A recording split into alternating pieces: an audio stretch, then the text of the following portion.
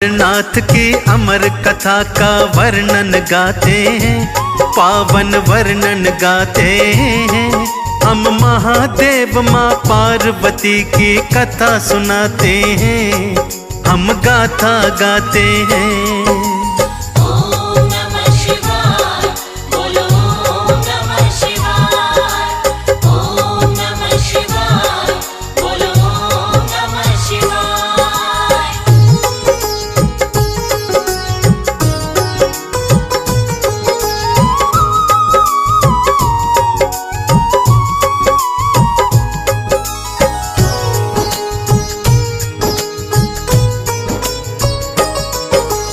अमरनाथ की अमर कहानी आज सुनाते हैं, बर्फानी बाबा के दर्शन आज कराते हैं। अमरनाथ के अमर कबूतरों से मिलवाएंगे, कैसे अमर हुए वो कबूतर आज बताएंगे। ध्यान लगा के कथा को सुनना आएगा आनंद, योनि योनि से आवागमन के कट जाएंगे पंद। किस कारण शिव पार्वती को गुफा मिलाते हैं, किस कारण डम डम डमरू की ध्वनि फैलाते हैं। किस कारण से शिव शंकर जी क्रोध में आते हैं, भक्तों क्रोध में आते हैं।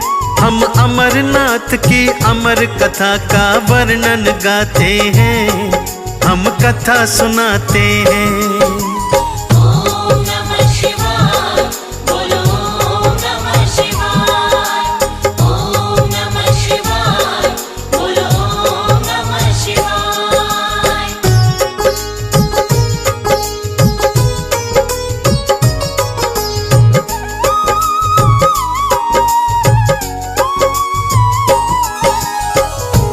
भक्तों, एक बार माता पार्वती जी भोलेनाथ से हट कर बैठी और बोली, मैं अमर कथा सुनना चाहती हूँ। भोलेनाथ ने लाख समझाया, परंतु पार्वती जी कहाँ मानने वाली थी।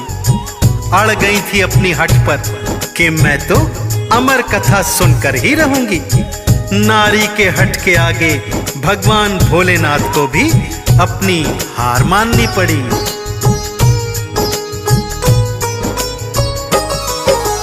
पार्वती को शिव शंकर समझा के हार गए, जितने तरीके अपनाए वो सब बेकार गए।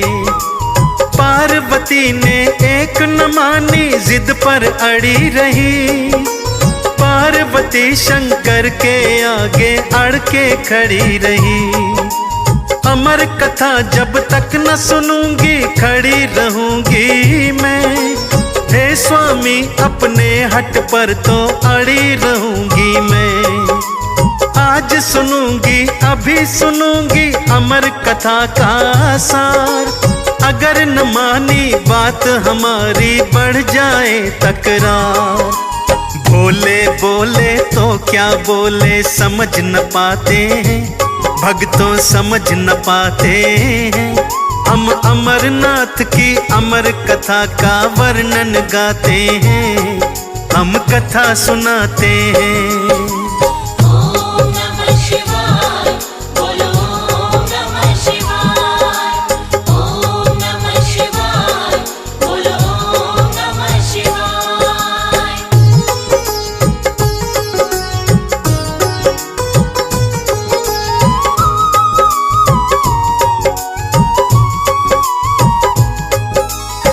भोलेनाथ को लगा कि अब पार्वती को समझाना बेकार है। नारी हट के आगे भगवान भोलेनाथ भी हार मान लेते हैं भक्तों, और कहते हैं, पार्वती अमर कथा सुनाने के लिए यह स्थान उचित नहीं है।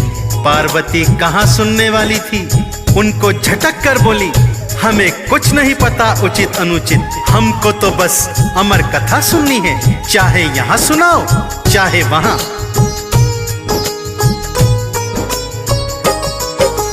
भोले बोले पार्वती से अगर न मानो बात, आओ फिर हे पार्वती तुम चलो हमारे साथ, जहाँ कहीं भी मिल जाएगा हमें उचित स्थान, वहीं बताऊंगा मैं तुमको अमर कथा का ज्ञान।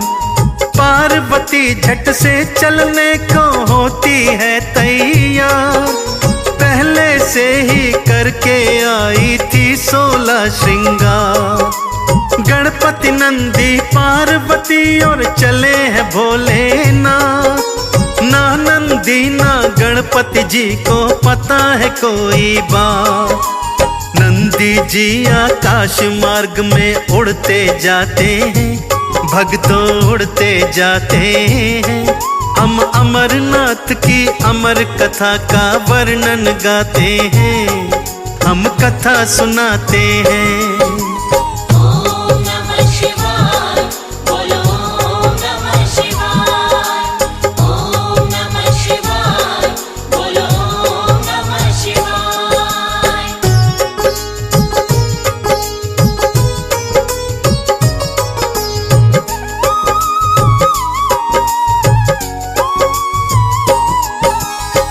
गणपति जी, भोलेनाथ और माँ पार्वती तीनों नंदीश्वर जी की पीठ पर सवार होकर चल पड़ते हैं। परंतु भगवान भोलेनाथ जी नहीं चाहते थे कि अमर कथा पार्वती के सिवा कोई और भी सुने, इसलिए उन्होंने एक एक कर सबको मार्ग में छोड़ दिया। पहले नंदी जी को छोड़ा, फिर गणेश जी को छोड़ा और फिर गले में से नागराज को भी निकाल दिया। अंत में चंद्रमा को भी छोड़ देते हैं। पार्वती जी की समझ में कुछ भी नहीं आ रहा है कि भोलेनाथ भला ऐसा क्यों कर रहे हैं।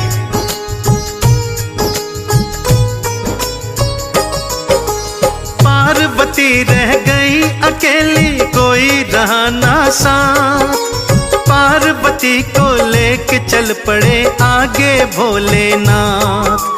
ढूंढ रहे हैं भोलेनाथ जी कोई उचित स्थान, जहाँ न कोई सूक्ष्म जीव हो ना कोई इंसान। जलचर नभचर थलचर कोई जहाँ न आता हो, जगह हो वो वीरान ना किसी जीव से नाता हो।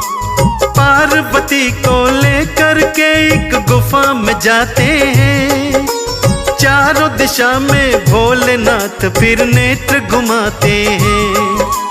गुफा के अंदर डम डम डम डम डमरू बजाते हैं, भोले डमरू बजाते हैं। हम अमरनाथ की अमर गुफा का वर्णन गाते हैं, हम कथा सुनाते हैं।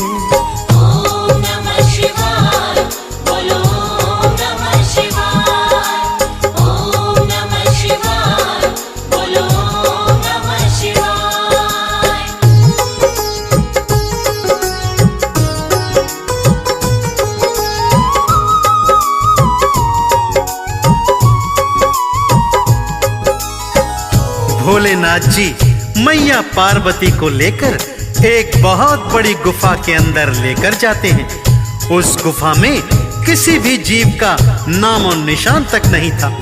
पार्वती जी बड़े असमंजस में हैं कि भोलेनाथ मुझको अमर कथा सुनाने लाए हैं। तभी भोलेनाथ क्रोधित हो जाते हैं और डमरू बजाकर तांडव करने लगते हैं। यह देखकर पार्वती जी हैरत के सागर में डूब जाती हैं।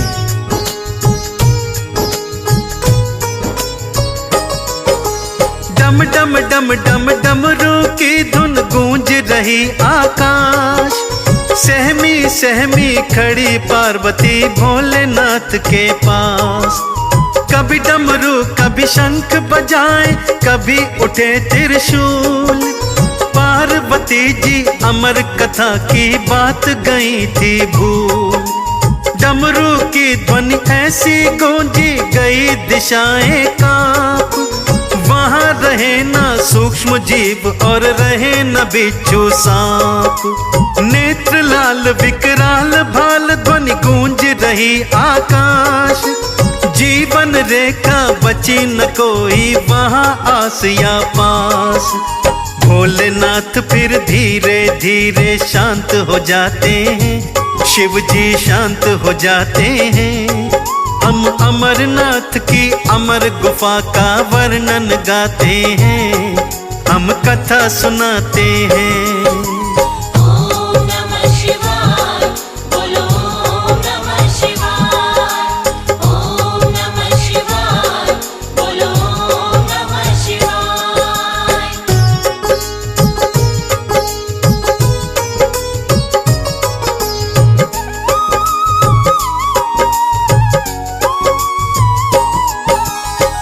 जब भोलेनाथ शांत हो गए तो एक शिला पर बैठ जाते हैं। पास ही एक दूसरी शिला के ऊपर पार्वती जी को बैठने का इशारा करते हैं। पार्वती जी भी बैठ जाती हैं। तो भोलेनाथ कहते हैं, मैं अमर कथा प्रारंभ करने जा रहा हूँ। आप कथा के हर वाक्य के बाद हुंकारी भरती रहना। और हाँ, याद रहे, ये कथा जब तक समाप्त न हो जाए निद्रा नहीं आनी चाहिए।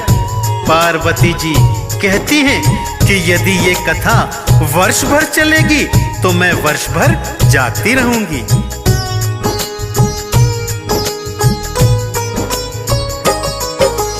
कथा हुई प्रारंभ, गुफा में व्यास बने भगवान। श्रोता बनी है पार्वती माँ, सुन रही विधि विधान। भोलेनाथ जी कथा उचारे, पार्वती हुंकार। अमर कथा का अंत न आए, बीत गए दिन 4। निद्रा देवी पार्वती पर करने लगी प्रहार। विजय हो गई निद्रा जी की, पार्वती गई हार। पार्वती सो गई गुफा में, कौन भरे हुंकार। भोलेनाथ जी कहते जाएं अमर कथा का सार। इसके आगे क्या होता है वो बतलाते हैं, भक्तों वो बतलाते हैं। हम अमरनाथ की अमर गुफा का वर्णन गाते हैं, हम कथा सुनाते हैं। ओम नमः शिवाय, बोलो ओम नमः शिवाय। ओम नमः शिवाय, बोलो ओम नमः शिवाय।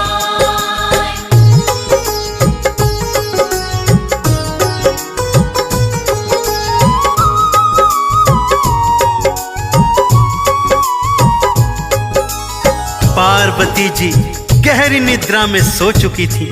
भगवान भोलेनाथ नेत्र बंद किए हुए कथा का व्याख्यान कर रहे हैं। उसी गुफा के अंदर कबूतर के 2 अंडे रखे हुए थे, परंतु अमर कथा के प्रभाव से वो अंडे जीवित कबूतर बन जाते हैं। धीरे धीरे ही क्षणों में बड़े भी हो जाते हैं और अपने स्वभाववश दोनों कबूतर हूं हूं हूं करने लगते हैं। भोलेनाथ जी समझते हैं कि पार्वती जी कथा को बड़े ध्यान से श्रवण कर रही हैं, परंतु कथा का श्रवण तो कोई और ही कर रहा था।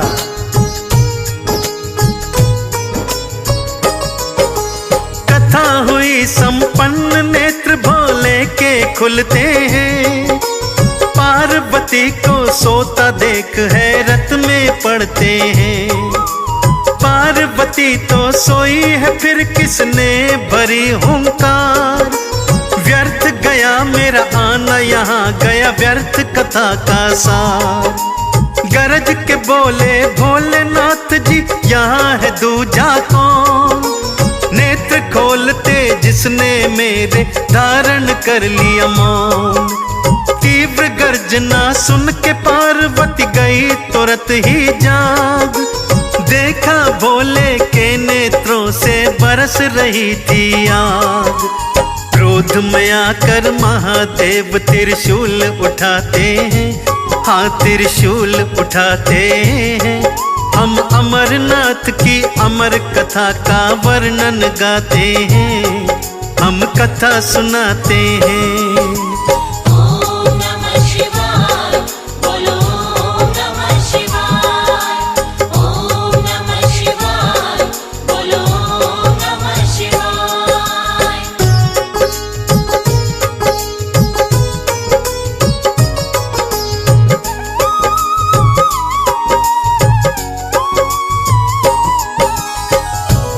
भोलेनाथ की भयंकर गर्जना सुन के पार्वती जी जाग जाती हैं। क्या देखती हैं? भोलेनाथ का शरीर प्रचंड क्रोध के कारण कांप रहा था। वो डर जाती हैं, अपनी गलती के लिए क्षमा मांगती हैं। क्षमा स्वामी, क्षमा स्वामी, मैं सो गई थी। भोलेनाथ बोले, तुम तो सो रही थी, तो फिर हुंकारी कौन भर रहा था? गरज के बोले, गुफा के अंदर जो भी हो सामने आ जाए, अन्यथा प्राण गंवाने के लिए तैयार हो जाए। डरते कांपते दोनों कबूतर उनके समक्ष आ जाते हैं। भोलेनाथ उन्हें मारने के लिए त्रिशूल उठा लेते हैं।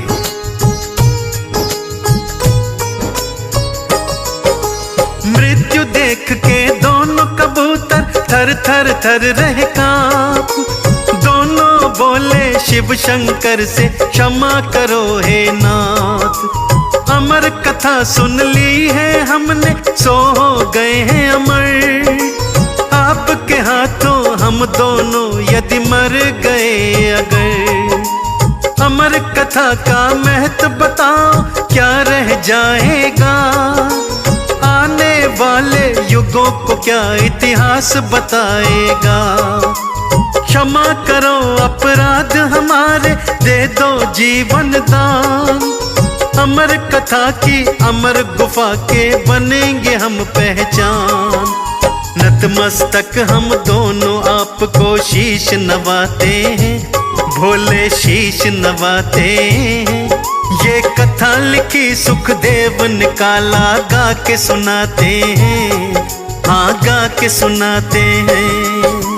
ओम नमः शिवाय, बोलो ओम नमः शिवाय। ओम नमः शिवाय, बोलो ओम नमः शिवाय। दोनों कबूतरों की करुण पुकार पर भगवान भोलेनाथ को दोनों कबूतरों पर दया आ जाती है।